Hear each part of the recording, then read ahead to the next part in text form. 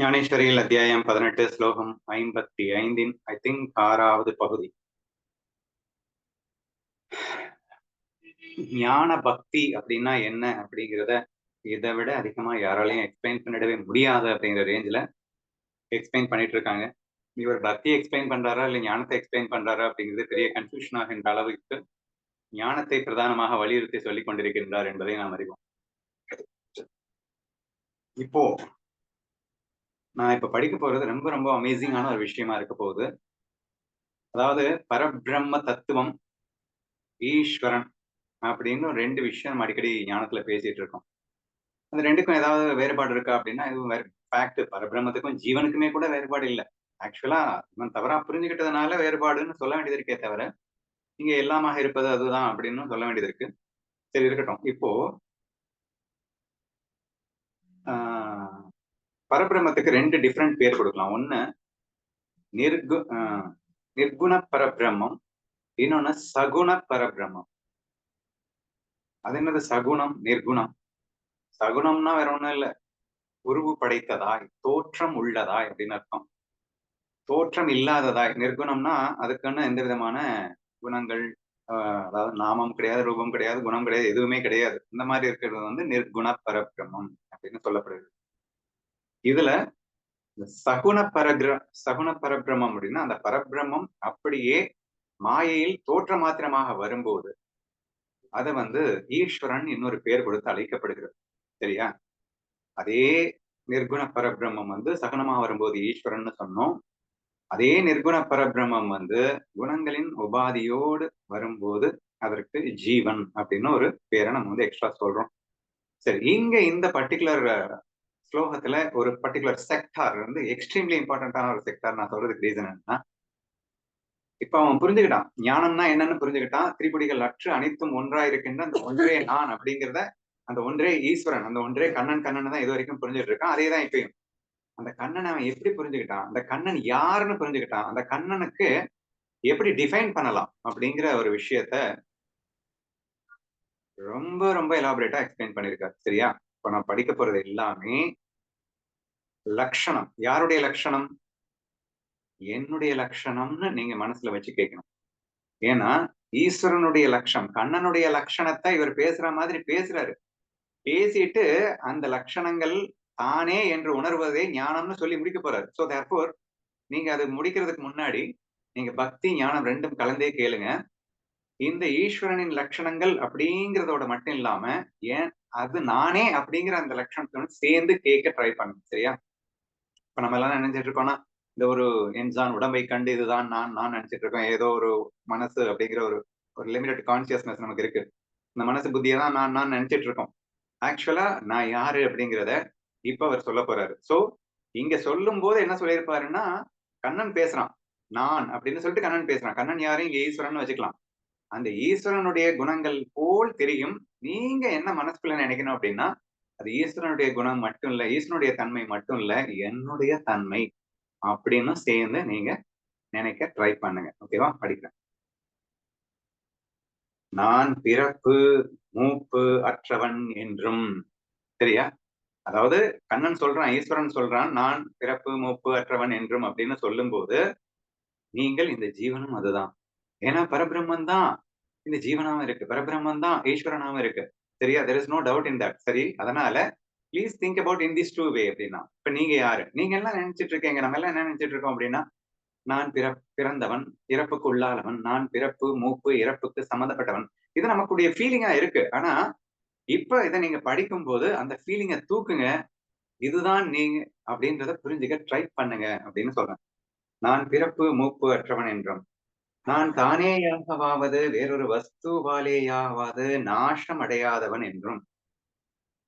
அதாவது நானேயாவதுன்னா நான் தற்கொலை பண்ணியோ அல்லது என்னாலேயே எனக்கு சாவு அப்படின்னோ அல்லது மற்றொன்றினாலேயே எனக்கு சாவு அப்படின்னுட்டு எல்லாம் இருக்கவே முடியாதவன் நான் அப்படின்னு எடுத்து சொல்லியிருக்காரு. நான் எனக்கு முற்பட்ட ஒரு வஸ்து அற்றவனாய், எனக்கு முன்னாடி ஒண்ணு இருந்து எனக்கு பின்னாடி ஒண்ணு இருக்கு அப்படின்லாம் இருக்கிறதே நான் மட்டும்தானே. சோ எனக்கு முற்பட்ட ஒரு வஸ்து அற்றவனாய், கரை அற்றவனாய், கரையற்றவன்னா அழுக்கு இல்லாதவன், மாசு இல்லாதவன், தூயவன், அப்பழுக்கற்றவன் அப்படின்னு அர்த்தம். ஆனா நம்ம என்ன நினைச்சிட்டு இருக்கோம், எனக்குள்ள 1000 அழுக்கு இருக்குங்க, நீங்க வேற என் மனசுல இருக்கிற அழுக்க துடைக்கிறதுக்கு. ஏய் அது மனசோட அழுக்குடா, அது உன்னோட அழுக்கு கிடையாது. நீ அப்பழுக்கற்றவன். என்னது மனதோட அழுக்கு? ரொம்ப டீட்டெயிலா போனா டைம் இருக்காது. Just try to understand.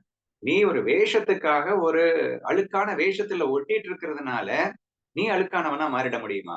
நீ எப்பயுமே பியூர் தான்டா. The purest of all pure நீதான். நீ அழுக்கற்றவன். நீ அழிவில்லாதவன். ஆனால் இப்போது ஒரு மாயைக்காக, ஒரு வேஷத்துக்காக ஒரு அழுக்கு வேஷத்தை எடுத்துக்கொண்டு விட்டால் அழுக்காக மாறிவிடுவாயா? இப்ப பிரச்சனை என்னன்னா நம்ம வேஷமே நான் நினைச்சிட்டு இருக்கிறது தான் பிரச்சனை. அதனாலதான் நம்ம அழுக்கானவன்லாம் நம்ம ஃபீல் பண்ண வேண்டியதா இருக்கு. பட் அந்த வேஷம் நான் இல்லைன்னு புரிஞ்சுக்கிட்டீங்கன்னா, அந்த வேஷத்துக்கு அதிஷ்டானமாக இருக்கின்ற அந்த பியூர் சித்து, அந்த சத்து அல்லது ஏதோ ஒண்ணு ஆத்மா. அதுதான் நான்னு நீங்க புரிஞ்சுக்கிட்டீங்க அப்படின்னா, இந்த வார்த்தைகள் எல்லாமே சூப்பர்பா நமக்குள்ள இறக்கணும் அப்படிங்கிறதுக்காக நான் சொல்றேன். சோ ஆஹ் கரையற்றவனாய்ன்னு சொன்னாருன்னு சொன்னேன். நெக்ஸ்ட் ஆனந்த ரூபியாய் இருக்கின்றவன். நான் எங்க ஆனந்த ரூபியா இருக்கேன்? அப்பப்ப அழுகுறேனே. அப்பப்ப அழுறது நீயா? அது உன் மனசு, அது ஒரு வேஷம். ஆனா அழுவதையும் சுவைப்பவன் அல்லவா நீ? அப்போது அனைத்தையும் ஆனந்தமாக ரசிப்பவன் அல்லவா நீ? நீயாக விரும்பித்தானே அத்தனை செயல்களையும் செய்து ஆனந்தத்தை சுவைக்கின்றவனாக இருக்கின்றாய். ஆதலால் அழுவதற்கே அதிஷ்டானம் அல்லவா நீ என்று நீங்கள் புரிந்து கொள்ள முயற்சி செய்யுங்கள். நான் அசைவற்றவனாய் பெயராத நிலை படைத்தவன் என்றும், இந்த அசைவற்றவனாய் பெயராத நிலை படைத்தவன் அப்படிங்கிறதுக்கு நம்ம ஏற்கனவே போன இந்த ஸ்லோகத்தினுடைய முன்னாடியில வந்து ஆகாய எக்ஸாம்பிள் சொல்லியிருந்தாரு. கடல் எக்ஸாம்பிள், கடல்னா ஆர்டினரி கடல் இல்ல, பிரளயா காலத்து வெள்ளம் அந்த எக்ஸாம்பிள் சொல்லியிருந்தாரு. சோ அதுல எல்லாம் நம்ம என்ன புரிஞ்சுக்கிட்டோம் அப்படின்னு சொன்னா, சுத்த சித்தாக நான் இருக்கின்றேன் அப்படின்னா என்னுடைய அவேர்னஸ் தான் எங்கும் இருக்கிறது, எல்லாமா இருக்கிறது. இல்லாமல் இருப்பதும் நான் தான், இருப்பவனாக இருப்பவனும் நான் தான். அப்படி இருக்கும் போது நான் எங்கே செல்வது, எங்கே போவது, எங்கே வருவது அப்படின்னு ஒரு கொஸ்டின் கேட்டிருந்தார் இல்லையா? அந்த ஃபீலிங்குள்ள நீங்க போகணும் அப்படின்னு சொல்றேன். சோ அப்படின்னா என்ன அர்த்தம்? நீங்க மாயைக்காக பண்ணுகின்ற செயல் வந்து செயலே கிடையாது. நீங்க செயலற்றவனாகத்தான் இருக்கிறீர்கள். நீங்கள் செயல் புரிய முடியாதவனாகத்தான் இருக்கிறீர்கள். ஏன்னா ட்ரூல மாயைக்காக பண்றதை கன்ஃபியூஸ் பண்ணிக்க வேண்டாம் அப்படிங்கிறேன். சோ அசைவற்றவன், ஆக்ஷன் இல்லாதவன், பெயராத நிலை படைத்தவன் என்றும், நான் ஆத்ம வஸ்துவாய், ஆத்ம வஸ்து அப்படிங்கிற பேர் இப்பதான் வந்திருக்கு. சோ அந்த ஆத்மாவுக்கு தான் இவ்வளவு விளக்கமே. இனி வரப்போற விளக்கமுமே அந்த ஆத்மாவுக்கு தான். ஆத்ம வஸ்துன்னா என்னப்பா அப்படின்னு கேட்காதீங்க. அதுக்குதான் விளக்கிட்டு இருக்கோம். சரியா? ஆத்ம வஸ்துவாய், அவ்வியக்தமாய், வியக்தமாய் இருக்கின்றவன் என்றும். இப்ப அந்த அந்த ஆத்ம வஸ்து அப்படிங்கறத நம்ம புரிஞ்சுக்கிட்டோம். அந்த சுத்த சித்து தான் நான் புரிஞ்சுக்கிட்டேன் அப்படிங்கிறப்போ, நான் இல்லாமலும் இருப்பேன் அல்லது வேஷத்தில் வெளிப்படவும் செய்கிறேன். ஏதோ ஒரு வேஷம் போட்டு வெளி வரும்போது மட்டும்தான் நான் இருக்கிறேன்னு அர்த்தம் இல்ல. நான் எந்த வேஷமும் போடாமல் இருக்கும் போதும் நான் இருப்பேன்டா. அவ்வியக்தம் அப்படின்னா எந்த மாயையின் கலப்பில்லாமல் நான் இருக்கும்போது அவ்வியக்தம்னு அர்த்தம். வியக்தம்னா ஒரு வேஷத்தை போட்டு வெளி வரும்போது அதற்கு பேரு வியக்தம்னு அர்த்தம். அப்ப இந்த ரெண்டுமாகவும் இருக்கிறது நான் தானே என்று உணரச் சொல்லுகின்றார். அவ்வியக்தமாகவும் வியக்தமாகவும் இருப்பவன் என்றும், நான் ஈஸ்வரன் ஆங்கைக்கு உட்பட்டவனாகவும் ஈஸ்வரனாகவுமே இருக்கிறவன் என்றும். ஆக்சுவலா அந்த பிரம்மத்துக்குள்ள போயிட்டீங்கன்னா எவ்வளவு அழகா புரியுது பாருங்க. பிரம்மன் தான் ஈஸ்வரனாவும் இருக்கு. பிரம்மன் தான் ஈஸ்வரன் ஆங்கைக்கு உட்பட்டதாகவும் இருக்கு. இப்ப இந்த இடத்துல சொன்னது என்னது? ஜீவன். ஜீவன்னா என்னது? அந்த பரபிரம்மம் 2 வேஷத்தை போட்டுச்சு. ஒண்ணு ஈஸ்வரன், இன்னொன்னு ஜீவன். அப்படின்னு அதே பரபிரம்மம் தான் ஈஸ்வரனாகவும் மாறியது. அதே பரபிரம்மம் தான் ஜீவனாகவும் மாறியது. பரபிரம்மம் ஈஸ்வரனாக மாறும்போது அது சகுன பரபிரம்மம் என்று நான் சொன்னேன். நிர்குணத்தோடு சகுனமாய் வந்தது.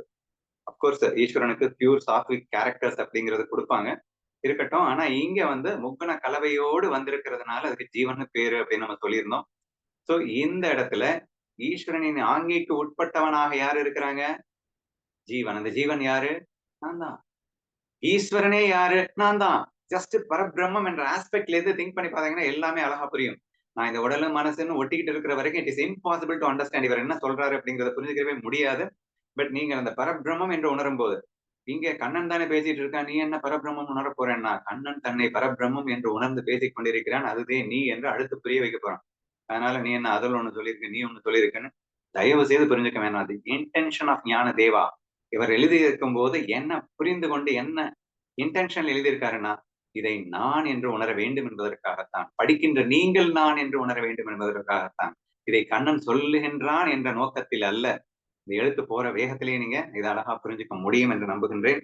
சோ வியக்தமாகவும் அவ்வியக்தமாகவும் இருக்கின்றவன் என்றும், நான் ஈஸ்வரன் ஆங்கைக்கு உட்பட்டவனாகவும் ஈஸ்வரனாகவுமே இருக்கிறவன் என்றும், நான் அனாதியாய் மரணமற்றிருப்பவன் என்றும், எங்கும் இருப்பேன் எல்லாமாக இருப்பேன் அப்படின்னு சொல்லும் போது எப்போதும் இருப்பேன் எக்ஸ்ட்ரா பாயிண்ட் சொல்றாரு. சரியா? அது என்னது எக்ஸ்ட்ரா பாயிண்ட்? அதுக்கு தொடக்கம் கிடையாது, முடிவு கிடையாது. அது சாஸ்வதமாக இருக்கின்றது, எப்போதும் இருப்பதாகத்தான் இருக்க முடியும்.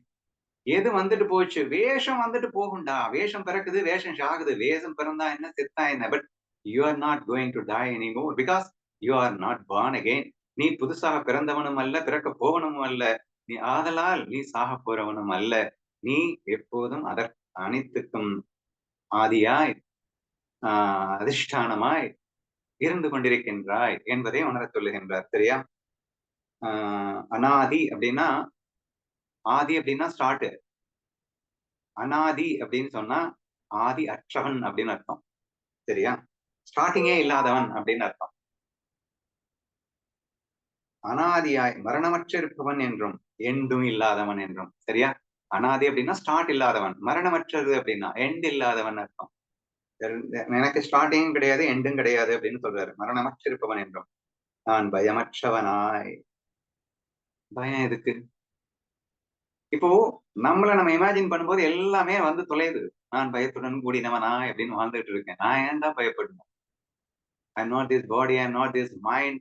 எனக்கு என்ன நடக்க போகுது? இந்த பாடிக்கு ஏதாவது நடக்கலாம், இந்த மனசுக்கு ஏதாவது நடக்கலாம், but I am not that அப்படிங்கிறப்போ why should I worry about it? இந்த உலகமே ஃபர்ஸ்ட் ஆஃப் ஆல் மாயா. மாயையில உண்மை இல்ல, இல்லாதது இருக்கிற மாதிரி தெரிஞ்சிட்டு இருக்கு. அந்த உண்மையும் எனக்கு தெரியுது. அது போக அந்த மாயையில என்னமோ நடக்குது, நடக்கிறது உண்மையில பாதிக்க போறது இல்ல.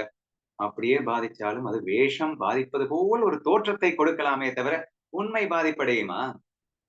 அது எடுத்துக்கொண்ட வேஷம் பாதிப்படைந்தது போல் தென்படலாம், அது பாதிப்பே ஆகாது. ஏனென்றால் மாயை என்பது இல்லவே இல்லை, இருப்பது போல் தோற்றமளிப்பது தானே, அது வெறும் தோற்றமாகத்தானே இருக்கின்றது என்ற உண்மையை உணர்ந்தவனுக்கு இது மிக அழகாக புரியும் என்று நான் நம்புகின்றேன். பயமற்றவனாய் அப்படின்னு ஆதார வஸ்துவாகவும் ஆதேய வஸ்துவாகவும் இருக்கின்றவன் நானே. ஆதாரம்னா என்ன? பேஸ், அதிஷ்டானம். சோ எல்லாத்துக்கும் இந்த உலக தோற்றத்தில இருந்து இங்கே காணுகின்ற அத்தனைக்கும் ஆதாரமே நான். நான் இல்லைன்னா எதுவுமே இல்லை அப்படின்ற அளவுக்கு ஆதாரமாகவும் நான் இருக்கின்றேன். ஆதேய வஸ்துன்னா என்னது? காண்கின்ற பொருட்கள் அனைத்தும் நானே. அதாவது அனைத்துக்கும் ஆதாரமாகவும் இருந்து கொண்டு எதுக்கு ஆதாரமா இருக்கேன்? எனக்கே ஆதாரமா இருக்கேன். ஏன்னா நான் தான் பொய்யா எல்லா வேஷம் போட்டுட்டு இருக்கேன். இப்போ வேஷங்களுக்கு ஆதாரம் நானே, வேஷமும் நானே என்று சொல்ல வருகின்றார். சரியா? சோ எல்லாம் இந்த உலக தோற்றம் அப்படிங்கிறதா இங்க வேஷம்னு சொல்றோம், மாயான்னு சொல்றோம். இங்க அத்துணை மாயைக்கும் ஆதாரமாயிருப்பவன் நான். ஆதேயம் அப்படின்னா மாயையா இருப்பதே நான் தான். மாயைக்கு ஆதாரமும் நானே, மாயையும் நானே என்ற ஒரு அற்புத விஷயத்தை இங்க சொல்லி இருக்கிறாரு. எப்போதும் பெருமை படைத்து விளங்கும் சுவாமி என்றும் நான் தானாகவே ஏற்பட்டு எப்போதும் பெருமை படைத்து விளங்கும் சுவாமி அப்படின்னு சொல்லியிருக்காரு. அப்படின்னா இது எக்காலத்திலும் சிறுமை அடைவதில்லை அப்படின்னு புரிஞ்சுக்கணும். நீங்க உடம்புல சிக்கிட்டு இருந்தா நீங்க நாளுக்கு நாள் இன்டீரியாரிட்டி காம்ப்ளெக்ஸ் சிறுமை அடைஞ்சிட்டு போயிட்டே இருக்க வேண்டியதான். பட் நான் அப்படி இல்ல, நான் எப்போதும் பெருமை படைத்த சுவாமி அப்படின்னு சொல்றாரு. நான் தானாகவே ஏற்பட்டு எப்போதும் இருக்கின்றவன் என்றும் எதனாலும் உண்டாக்கப்படவன் இல்லை. என் தாய் தந்தையால் பெற்றெடுத்தவன் நான் அல்ல. அது பெற்றெடுத்தது என்பது உபாதி, வேஷம், மாயை. ஆனால் உண்மையில் நானோ அனாதி, எப்போதும் இருப்பவன், எதனாலும் பெற்றெடுக்காதவன், உருவாக்கப்பட்டவன் அல்ல. அதாவது என்ன சொல்றாருன்னா தானாகவே ஏற்பட்டு அப்படின்னா யாரோ ஒருத்தர் என்ன வந்து உருவாக்குனாங்கன்னு அர்த்தம் கிடையாது. இது இயல்பா ஆட்டோமேட்டிக்காக உருவானது அப்படின்னு அர்த்தம். தானாகவே ஏற்பட்டு இருக்கின்றவன் என்றும், நான் சர்வமாயும் சர்வ சக்தனாயும் சர்வத்தையும் தாண்டிறகின்றவனாகவும் இருக்கின்றேன். சர்வமாயும் அப்படின்னா என்னங்க? இந்த ஒட்டுமொத்த உலகமா இருக்கிறது நான் அர்த்தம். சர்வ சர்வக்தனாகவும் எதையும் செய்ய திறமை படைத்தவன் என்று அர்த்தம். இந்த இடத்துல ஈஸ்வரனை குறிக்கும். ஸோ சம்டைம்ஸ் பாத்தீங்கன்னா ஜீவன்ல இருந்து பேசுவாரு, சம்டைம் பாத்தீங்கன்னா ஈஸ்வரன்ல இருந்து சம்டைம்ஸ் பாத்தீங்கன்னா பிரம்மத்துல இருந்து பேசுவாரு. ஏன்னா பிரம்மன் தான் ஈஸ்வரனாவும் இருக்கு, பிரம்மன் தான் ஜீவனாவும் இருக்கு. சோ தேர்ஃபோர் இவங்க எப்படி வேணா இப்ப பாருங்க எத்தனை விஷயங்களை சொல்லிட்டு இருக்காரு பாருங்களேன். அனைத்தும் இது இப்படி எல்லாம் இருப்பது நான், இப்படி எல்லாம் இருப்பது நான் அப்படிங்கிற அந்த விஷயத்த இந்த இடத்துல சர்வமாயும் அது எப்போதும் அது பரபிரம்மத்தையே குறிக்கும். சர்வ சக்தனாகவும் ஈஸ்வரனை குறிக்கும். ஏன்னா அனைத்தையும் செய்பவன், அனைத்தையும் கட்டுப்பாட்டுக்குள்ள வைத்திருக்கின்றவன். அது ஈஸ்வரனை குறிப்பதாக இருக்கும். சர்வத்தையும் தாண்டி நிற்கின்றவனாகவும் இருக்கின்றவன். மறுபடியும் அப்படியே பரபிரம்மத்துக்கு போயிட்டாரு. சரியா?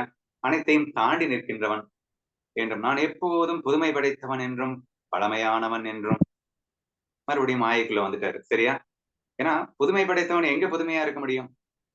மாயையில தான் எல்லாம் எல்லாம் கம்ப்ளீட்டா மாறிக்கிட்டே இருக்குன்னா என்ன புதுசு புதுசா தோண்டிக்கிட்டே இருக்குன்னு அர்த்தம். அப்ப புதுசு புதிய அப்படின்னா இவன் புதுமை படைத்தவன் அப்ப புதியவனா? புதியவன் இல்லை. இவன் எப்போதும் என்னைக்குமே இருந்துகிட்டே இருக்கான். காலங்காலமா இருக்கான். இப்ப பழமையானவன் என்றும் நான் சூன்யமாகவும் சம்பூர்ணமாகவும் இருக்கின்றவன் என்றும் என்னையா சொல்ற? சம்பூரணம் அப்படின்னா புரியுது. எல்லாமா நான் இருக்கேன் அப்படின்னு. சூன்யமாகவும் இருக்கின்றவன் என்றும் பரபிரம்மத்துக்கு போயிடணும். ஈஸ்வரனுக்கு வந்தீங்கன்னா பூரணமாக அனைத்தும் யாரு? ஈஸ்வரன் தான். சூன்யம்னா என்ன? பிரம்மம் மாயை கலப்பில்லாமலும் இருக்கும்னு சொல்லியிருந்தோம்ல. அப்ப மாயையின் கலப்பில்லாம பிரம்மம் அப்படிங்கிறது கிட்டத்தட்ட சூன்யம் மாதிரி. அது சூன்யம்னு சொல்லக்கூடாது. பட் சூன்யம் மாதிரி அப்படின்னு எதுவுமே இல்லாமல் இருக்கின்றது அப்படின்ற மாதிரி எடுத்துக்கோங்க. சோ சூன்யம்னு சொல்லலாம், சம்பூரணம்னு சொல்லலாம். ஸ்தூலம் என்றும் சொல்ல முடியாததாகவும் அதாவது ஒருவுடன் நான் கூடியிருக்கின்றேன். எனக்கு உரு இருக்கு அப்படின்னு சொல்ல முடியாது. ஸ்தூலம்னா உருவம். அணுவென்று சொல்ல முடியாததாகவும் ஏதேது இருக்குமோ அது அனைத்தும் நானே என்றும். சோ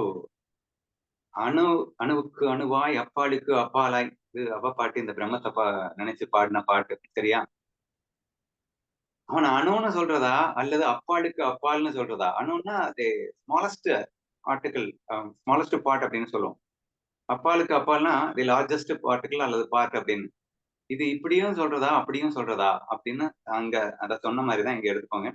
அணுவென்றும் சொல்ல முடியாததாயின் ஏது இருக்குமோ அது அனைத்தும் நானே என்றும் நான் சர்வ வியாபகம் முற்று ஒண்டியாயிருக்கின்றவன் என்றும். அணுவுக்கு அணு சொன்னார்ல, இப்ப அப்பாலுக்கு அப்பால் போயிட்டாரு. எல்லாமாக இருக்கின்றேன்னு கிட்டத்தட்ட இங்க சொல்லி முடிக்கிறாரு. அது அனைத்தும் நானே. ஃபர்ஸ்ட் இங்க என்ன? புதுமையானவன் என்றும் பழமையானவன் என்றும் சூன்யமாகவும் இப்படி எல்லாமா இருக்கிறது நானே அப்படின்னு சொல்றாரு. இப்படியும் சொல்லலாம் அப்படின்னு சொல்லலாம் இல்ல. எல்லாமா இருக்கிறது நானும் சொல்லலாம். இப்ப எதுவுமே இல்லாம இருக்கிறது நானும் சொல்லலாம். அதனாலதான் சம்பூரணங்கிறாரு, சூன்யங்கிறாரு. So let me try to understand it. ஸ்தூலம் என்றும் சொல்ல முடியாததும் அணு என்றும் சொல்ல முடியாததாகவும் எது எது இருக்குமோ அது அனைத்தும் நானே என்றும் சர்வ வியாபகமற்று ஒண்டியா இருக்கின்றவன் என்றும் நான் பற்றற்று துக்கமற்று இருக்கின்றவன் என்றும். இதெல்லாம் நல்லா புரிஞ்சுக்கோங்க. சரியா? உரம் ஏற்ற வேண்டிய வரிகள். இப்படியாக நாம் இருந்து கொண்டு கடைசியில எப்படி வாழ்ந்துட்டு இருக்கோம் அப்படிங்கறத சேர்ந்து இமேஜின் பண்ணி பாருங்க. அப்படியே இவர் எழுதி இருக்கிறதுக்கு ஆப்போசிட்டால வாழ்ந்துட்டு இருக்கோம். பற்றற்று துக்கமற்று இருக்கவன் என்றும் வியாபிக்கப்பட்ட வஸ்துவும் வியாபித்துக் கொண்டிருக்கும் வஸ்துவும் நானே என்றும். வியாபிக்கப்பட்ட வஸ்துவும் வியாபி சாரி வியாபிக்கப்பட்ட வஸ்துவும் வியாபித்துக் கொண்டிருக்கும் வஸ்துவும் எதனால் இவ்வஸ்துக்கள் அனைத்துக்கும் எதனால் இவ்வஸ்துக்கள் அனைத்தும் தோன்றியதோ வஸ்துக்களாக இருப்பவனும். அதாவது எதனால் இவ்வஸ்துக்கள் அனைத்தும் தோன்றியதோ அதுவும் நான், இவ்வஸ்துக்களாக இருப்பதும் நான் அப்படின்னு புரிஞ்சுக்கோங்க. ஒண்ணு இல்லைங்க. அப்ப சொன்னார்ல, ஆதாரமும் நானே, ஆதேய வஸ்துக்களும் நானே, உலக உற்பத்திக்கு ஆதாரமானவன் நானே, உலகமே நானே அப்படின்னு சொன்ன அதே விஷயத்தான் கொஞ்சம் டிஃபரெண்டா இங்க போட்டிருக்காரு. வியாபிக்கப்பட்ட வஸ்துவும் வியாபித்துக் கொண்டிருக்கும் வஸ்துவும் நானே என்றும் நான் சப்தங்களை தாண்டி நிற்கிறவனாய் காது முதலிய இந்திரியங்கள் அற்றவனாய் இருக்கின்றவன் என்றும். சப்தங்களையே தாண்டி நிற்கிறேன். காது முதலிய இந்திரியங்கள் எனக்கு இல்ல. நான் ரூபமும் கோத்திரமும் அற்றவன் என்றும். ஏன்னா நம்ம என்னென்னலாம் நம்ம நினைச்சு ஃபீல் பண்ணிட்டு இருக்கோமோ அதெல்லாம் இல்ல. நான் யாருன்றத என்ன அழகா சொல்றாரு பாருங்க. காது முதலிய இந்திரியங்கள் அற்றவன் என்றும் நான் ரூபமும் கோத்திரமும் அற்றவன் என்றும் நான் சமன் என்றும் சுதந்திரன் என்றும். சமன் ஓகே, சமபாவனையில் இருப்பவன். சுதந்திரன் அதுதானே விடுதலை. விடுதலை ஞான விடுதலை. ஆத்மானாலே விடுதலை தான். சுதந்திரமானவன் என்றும். சரியா? நானே பரபிரம்மம் என்றும் இப்படியெல்லாம் இருப்பதுடன் நான் அவன் ஆத்மஸ்வரூபமாகவும் இருக்கின்றேன் என்றும் இப்ப இவ்வளவு நேரம் கண்ணன் தானே பேசிட்டு இருக்கான். இப்போ அந்த பரபிரம்மம் அப்படிங்கிறத அவன் எப்படி மனசுக்குள்ள நினைக்கிறான் அப்படிங்கறது தான் இவ்வளவு நேரம் சொன்னாரு. என்ன பத்தி அவன் மனசுக்குள்ள என்ன நினைக்கிறான் அப்படிங்கறது தான் இவ்வளவு நேரம் சொன்னாரு. சொல்லி கடைசியில என்ன சொல்றாரு பாருங்க. இப்படி எல்லாம் இருப்பதுன்னா, நான் அவன் ஆத்மஸ்வரூபமாகவும் இருக்கின்றேன் என்றும். அப்படின்னா எல்லாம் கண்ணன் எல்லாம் கண்ணன்னு சொல்லும்போது தன்னையும் அவன் எனது ஆத்மஸ்வரூபமும் கண்ணன் தான் என்றும் சேர்ந்து அவன் புரிந்து கொள்கின்றான். இப்ப கடைசியில என்ன ஆகுதுன்னு சொன்னேன். இதுதான் நான் என்ன சொல்லியிருந்தேன் அப்படின்னா, இத படிக்கும்போது இது ஏதோ கண்ணனுக்கு சொல்லப்பட்டது, பிரம்மத்துக்கு சொல்லப்பட்டதுன்னு நினைச்சு நீங்க கேட்காதீங்க. இது உங்களுக்கே சொல்லப்பட்டது அப்படின்னு நீங்க உணர்ந்து கேளுங்க அப்படின்னு நான் சொன்னேன் இல்லையா? சோ அது இப்ப சொன்னதுக்கு ரீசன் இப்ப புரிஞ்சிருக்கும்னு நினைக்கிறேன். சோ இப்படிப்பட்ட எங்க காணோம். நானே பரபிரம்மம் என்றும் இப்படியெல்லாம் இருப்பதுடன் நான் அவன் ஆத்மஸ்வரூபமாகவும் இருக்கின்றேன் என்றும் என்னை இந்த அத்வைத பக்தியால் அறிந்து அப்படி அறியும் ஞான நிலையையும் நானாகவே அவன் அறிந்து கொள்ளுகின்றான். அப்போ இங்க இப்படியெல்லாம் கண்ணன் இருக்கின்றான்னு புரிஞ்சுக்கும் போது நானும் அந்த கண்ணனே என்றும் புரிந்து கொண்டு இந்த அத்வைத நில பக்தியில் அறிந்து கொண்டான்னு சொன்ன அந்த அறிவு எது அறிந்து கொண்டது அப்படின்னா அந்த கண்ணனின் அறிவே கண்ணனை அறிந்து கொண்டது அப்படிங்கிற மாதிரி. நல்லா பாருங்க, கவனிங்க. என்னை இந்த அத்வைத பக்தியால் அறிந்து அப்படி அறியும் ஞான நிலையையும் நானாகவே அவன் அறிந்து கொள்ளுகின்றான். பொதுவா எல்லா பக்தர்களையும் வந்து அவங்க என்ன பண்ணாலும் எப்படிங்க நீங்க பண்ணீங்க அப்படின்னு, நான் எங்க பண்ணேன் அவன் செய்தான் அப்படின்னு சொல்லுவாங்க. அப்ப அவங்க அறிவை யூஸ் பண்ணி ஏதோ ஒண்ணு பண்றாங்க அப்படின்னு சொன்னா, எப்படிங்க இவ்வளவு அப்படி அறிவு உங்களுக்கு அப்படின்னு கேட்டா, ஐயோ நான்லாம் எதுவும் இல்லப்பா அவன் பண்ணது அப்படின்னு சொல்லுவாங்க இல்லையா? சோ அந்த ஃபீலிங் இந்த இடத்துல மென்ஷன் பண்ணிருக்காருன்னு புரிஞ்சுக்கணும். அந்த அத்வைத பக்தியால் அறிந்து அப்ப இவ்வளவு நேரம் கண்ணனை பத்தி எப்படி அறிஞ்சுக்கிட்டோம்? கண்ணன்னா யாரு? ஆத்மஸ்வரூபம்னா என்ன? பிரம்மஸ்வரூபம்னா என்ன? அப்படிங்கிறது இந்த அறிந்த அறிவும் எது? அதுவேதான். பிரம்மன் தான் அதுவும். ஏன்னா இருக்கிறது ஒண்ணுதானே. அப்ப அதுதான். பிரம்மத்தை பிரம்மமே அறிந்து கொண்டது என்று தானே சொல்ல வேண்டியிருக்கின்றது. சோ அதத்தான் இங்க என்ன சொல்லியிருக்காருன்னா, இந்த இடத்துல கண்ணனை பிரம்மமா வச்சுக்கிட்டு கேளுங்க. என்ன இந்த அத்வைத பக்தியால் அறிந்து, அப்படி அறியும் ஞான நிலையும் நானாகவே அவன் அறிந்து கொள்ளுகின்றான். கண்ணனை தவிர ஒண்ணுமே இல்லை. கண்ணன் கண்ணனை அறிந்து கொள்கின்றான் அப்படின்னு வருதா? சரி நெக்ஸ்ட். ஒருவன் விழித்துக் கொண்ட பின் சொப்னத்தில் காணப்பட்ட வஸ்துவாய் இருந்து பலவித வஸ்துக்களும் இல்லாமல் போய் தான் ஒருவனே மிகுந்து நின்று அப்படி அவன் தனித்திருப்பதை அவன் தானே அறிந்து கொள்ளுதல் போலே. அதாவது இந்த சொன்னாரு, இப்ப தியரி சொன்னாரு இல்ல, அடுத்த எக்ஸாம்பிள் சொல்லணும்ல. இப்ப ஒரு கனவு காண்றீங்க. கனவுல எக்கச்சக்கமான நிறைய இந்த எக்ஸாம்பிளே திருப்பி திருப்பி ரிட்டர்னா ரொம்ப தடவை வந்துட்டு இருக்கு. சோ கனவு கண்டுட்டு இருக்கும்போது யூ ஒரு பெரிய உலகத்தை உருவாக்குனீங்க. உலகத்துல எக்கச்சக்கமான மக்கள் வந்தாங்க. எல்லாமே இருந்தது. சரியா?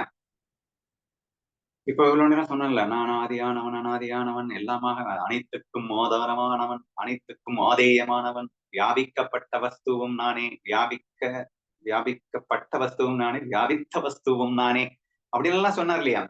இதெல்லாம் உண்மைதானங்க கனவுல. நல்லா யோசிச்சு பாருங்க.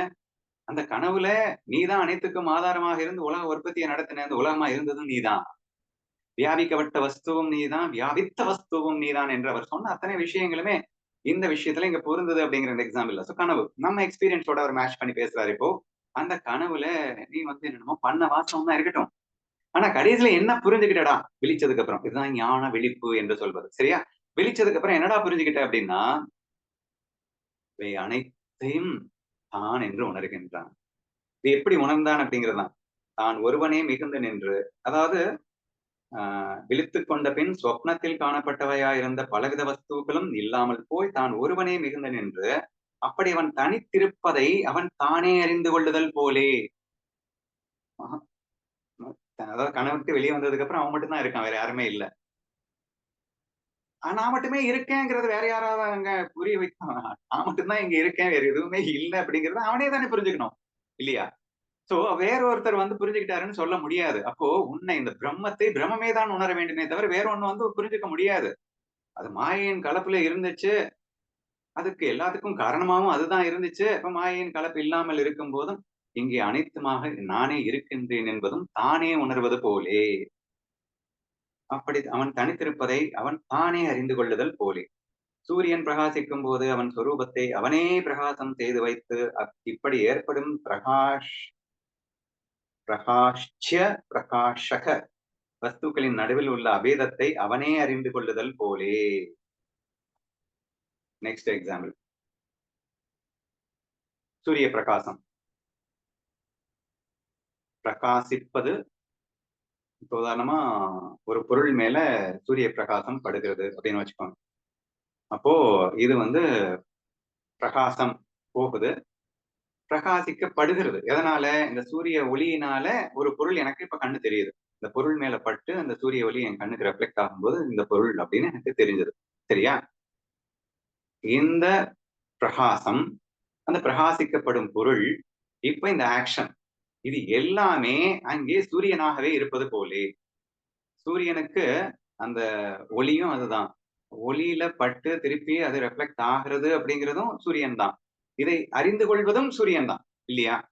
இப்படி நீங்க கனவில் கண்ட அந்த காட்சியை புரிந்து கொள்ள முயற்சி செய்யுங்கள் அப்படிங்கிறார். சரியா? கனவுல உங்களுடைய பிரகாசம் தான் கனவா மாறி ஒரு பெரிய எக்ஸ்பீரியன்ஸ் எல்லாம் கொடுத்துச்சு அப்படின்னு வச்சுக்கோங்க. அந்த பிரகாசத்துல அந்த ஆக்ஷன்ஸ் நெக்ஸ்ட், இந்த செயல், சூரியன் ஒரு பொருளை பார்க்கிறது. பிரகாசக பிரகாசிக்கன்னு 2 சான்ஸ்கிரிட் வேர்டு யூஸ் பண்ணிருக்காங்க. பிரகாஷ்ய பிரகாஷக வஸ்துக்களின், பிரகாசக வஸ்துக்கள் அப்படின்னா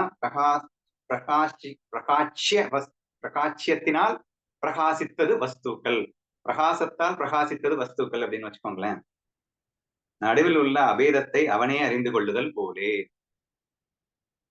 இந்த ரெண்டுக்கும் ரெண்டு வேற வேற இல்ல அப்படிங்கிறதையும் அறிந்து கொள்வது யாரு? இங்க அறிந்து கொள்வதும் அவனாகத்தான் இருக்க முடியும். இப்ப அறிவது அப்படிங்கிறது இன்னொன்னா இருக்க முடியாது. ஏன்னா சப்ஜெக்டே ஆப்ஜெக்டா இருந்தது அப்படின்னா அந்த சப்ஜெக்ட் யார் அறிஞ்சிக்க முடியும்? சப்ஜெக்டா தான் அறிஞ்சிக்க முடியும். சோ இப்போ நான் அவனை புரிந்து கொண்டேன்னா ஆப்ஜெக்ட் வேற சப்ஜெக்ட் வேற அப்படின்னு சொன்னா சப்ஜெக்ட் வந்து ஆப்ஜெக்ட புரிஞ்சுக்கதான் சொல்லலாம். இங்க ஆப்ஜெக்டே சப்ஜெக்ட் தான். சப்ஜெக்ட் ஆப்ஜெக்ட்னா புரியல அப்படின்னு கன்ஃபியூஸ் ஆகாது. காண்பவனும் காணப்படும் பொருளும் ஒன்று என்று ஆன பிறகு இந்த அறிவு யாருக்கு ஏற்படும்னா காண்பவனுக்கு தான் ஏற்படும். இந்த அறிவு யார் யாருக்காவது ஏற்படும்? ஏன்னா இருக்கிறதே காண்பவன் மட்டும் தானே, இங்க இருக்கிறதே அவன் மட்டும் தானே. என்றும் போது அந்த அறிவு இப்படித்தான் ஏற்படுகிறது என்று சொல்ல வருகிறார். என்ன சொல்ல வர்றாருன்னா, கண்ணன் வந்து அறிவு கொடுக்குறான் அப்படின்னு இல்ல. கண்ணனாவே நீ தான் இருக்க அப்படின்னு புரிஞ்சுக்கிறது தான் அறிவு. நீயே தான் புரிஞ்சுக்கிறது தான் அறிவு. அத்வைத சுரூபமாக அனைத்தும் ஒன்றென்ற அந்த அற்புத அறிவு அத்வைதத்தில் இருக்கும் உனக்கு நீயே தான் புரிஞ்சுக்க முடியும் அப்படிங்கிறது. ஏன்னா கண்ணன் என்னை உணர்த்தினான்னு சொன்னா மறுபடியும் டுவாலிட்டிக்கு வந்துருவேன். அதை புரிய வைக்கிறதுக்காக தான் இத்தனை எக்ஸாம்பிள் சொல்றாரு.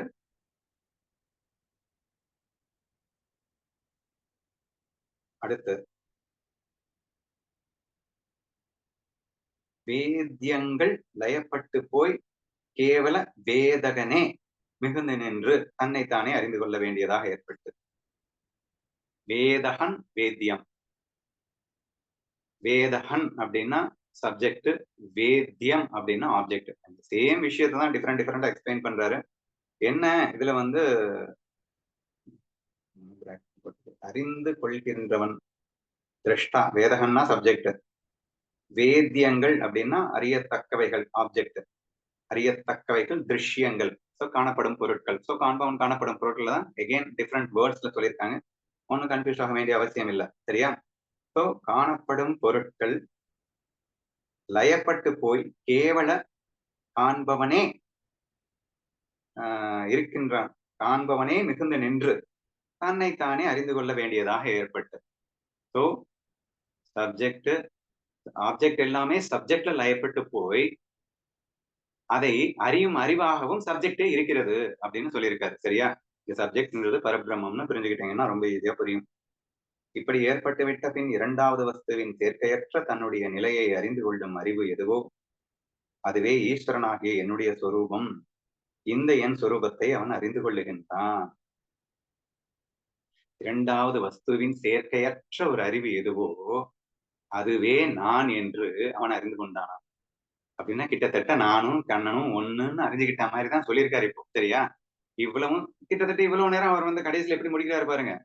அவன் என்னை இப்படி புரிந்து கொள்கிறான், ஏதோ டுவாலிட்டியை பேசி முடிக்கிற மாதிரி இருக்கு. இங்க டுவாலிட்டியை பேசினாரு அவரு, வேற ரேஞ்ச் அத்வைதத்தை பேசிட்டு டுவாலிட்டியை பேசி முடிக்கிற மாதிரி இருக்கு. அடுத்து எக்ஸ்பிளைன் பண்றாரு, அப்படி இருக்கிறது தான்டா அத்வைத நிலை, அப்படி இருக்கிறது தான்டா ஞான நிலை. அவனும் நானும் ஒன்னா ஆயிட்டோம் அப்படிங்கிற அவன் என்னை தெரிந்து கொள்கிறான் அப்படிங்கிறது இருக்கு இல்லையா, அது இல்லாம போயிடும். அதுதான் எண்டு அப்படின்னு சொல்லி அடுத்து முடிக்கிறாரு. I will continue.